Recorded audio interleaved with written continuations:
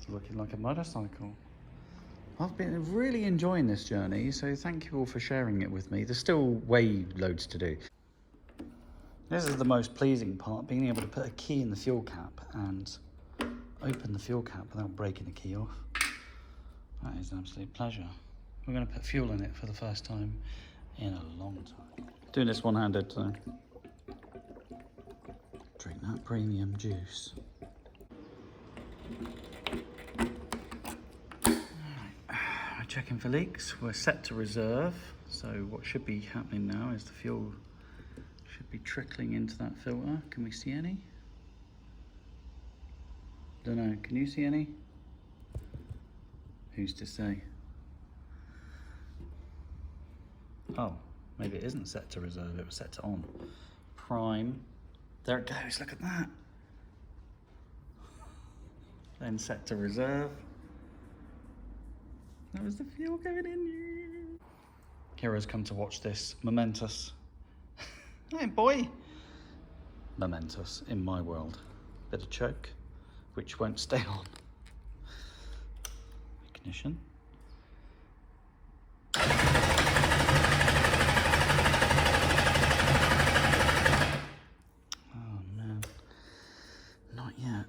Joke. Ignition.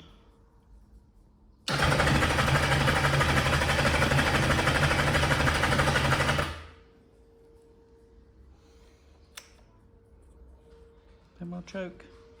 Ignition.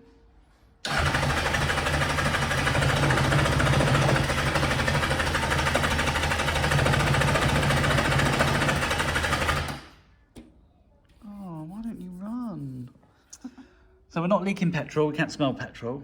There's fuel in the lines, it's set to reserve. What more do you need? Love? Here's your love.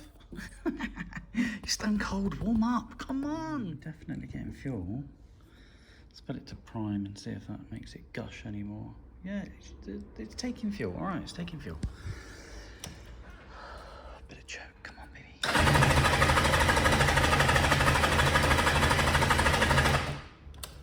All right, let's go through the basics. Check for spark.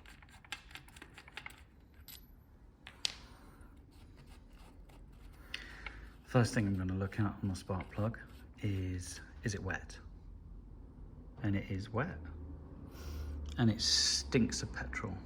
So we know that I probably flooded it, fine. Let's see if it sparks. Oh, we've lost spark, no.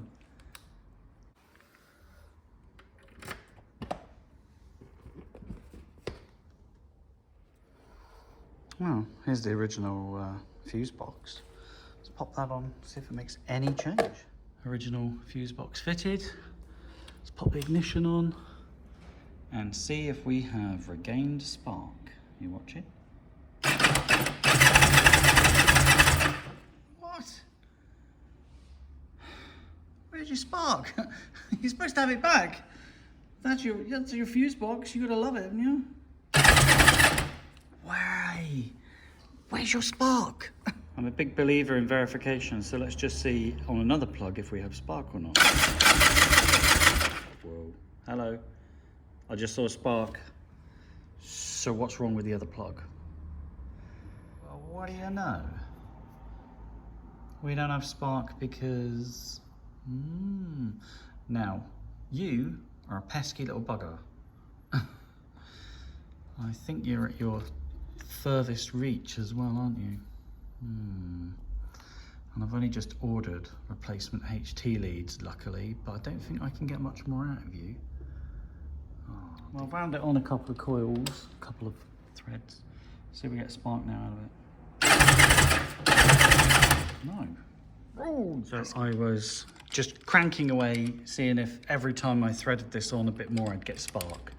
And the bike wants to start, it wants to go. So I thought I'd pull its neighbouring plug and see if the problem is further in, i.e. a coil pack, or it's just this one plug being a doofus.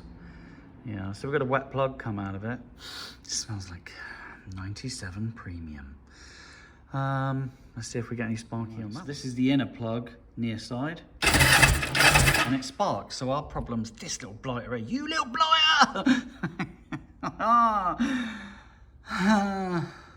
Stressed. This is how close I am to getting a running bike.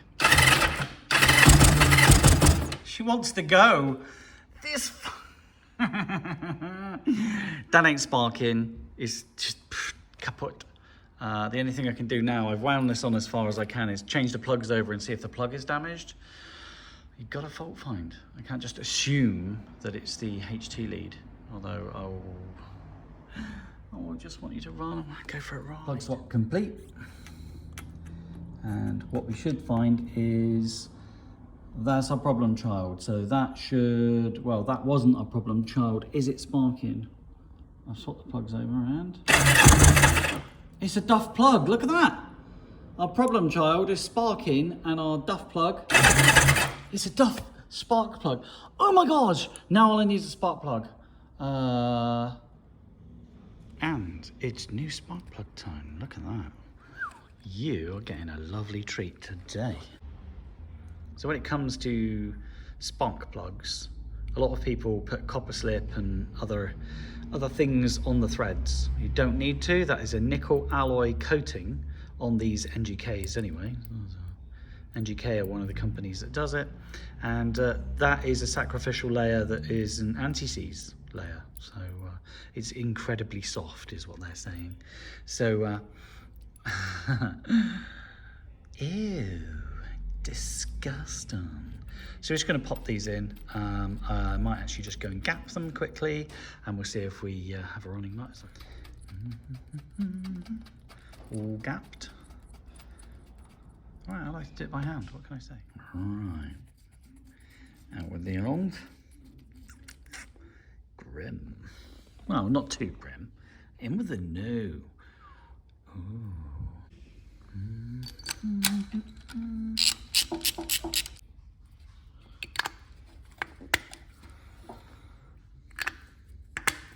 Can't wait to crank it. All right. So we know that the fuel takes care of itself. Get on! Get on! Me and you. I like you. This is good. I'm excited. Oh, I'm desperate to ride it. Desperate. What are we going to do about that? Let's pop a seat on it. Bit of extra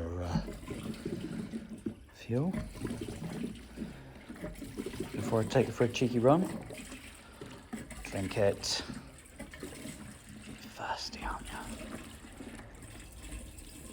Lovely. Alright, well I've kicked it out into the sunlight. Quite a few more jobs I need to do on it. But it is cold. And it starts so well.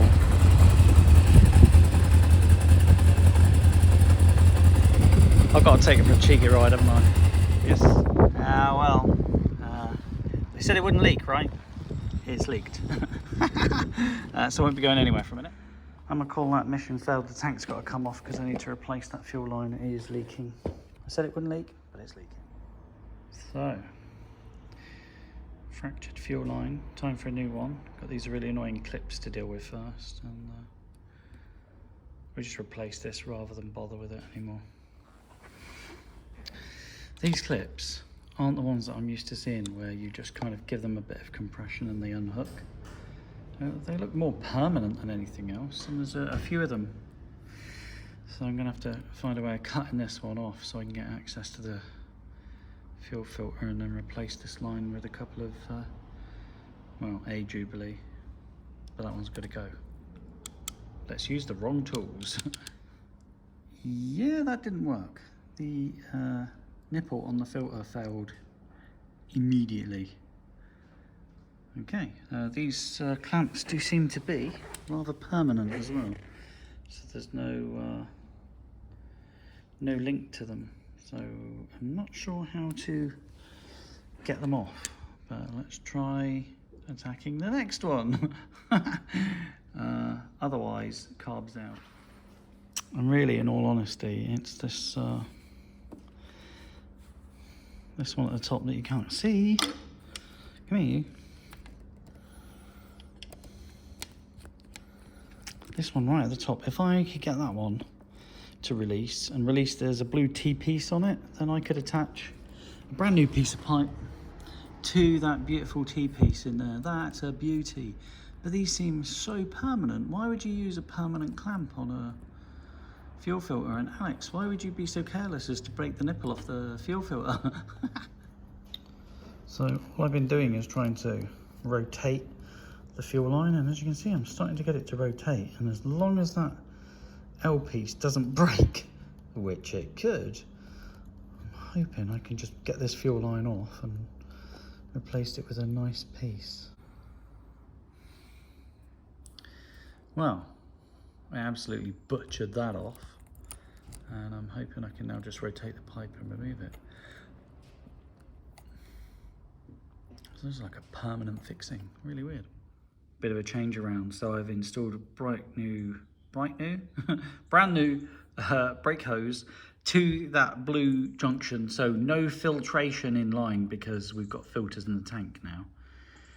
And yeah, let's take it outside and see if it's a runner, see if it leaks. It doesn't want to, it's going to be fine. Well, here we are after a lot of work has taken place. There's still so many things to do. I'm going to tell you straight off the bat, it's a runner. And it runs good, and I want to ride it, but it's MOT capable now.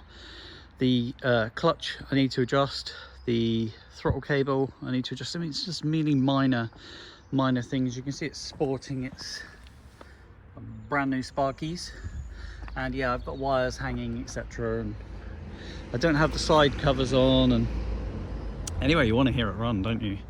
And its electrical issues are kind of like part of its past now, and how easy it is to run. It's great, isn't it?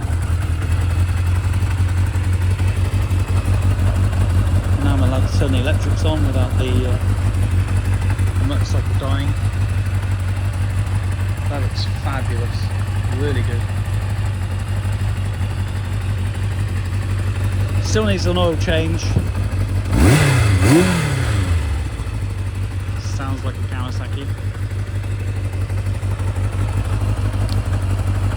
Maybe this one doesn't need adjustment. I was just playing with it earlier. Or maybe it does. What I've done here. Alex. Now it's got loads of slap. No, maybe it's okay. Playing with these things. So many adjustments that a modern motorcycle doesn't need when it's fly-by-wire. And so far it's been a pleasure to work on. So I'm waiting for a replacement side panel.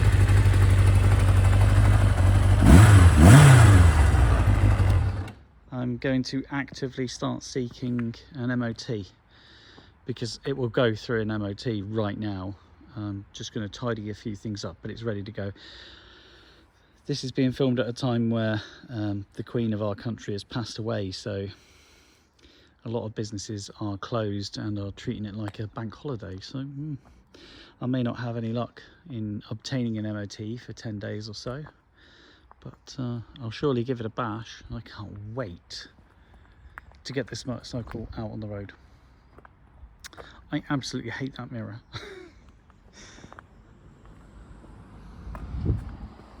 And no, it's not perfect, and it isn't restored.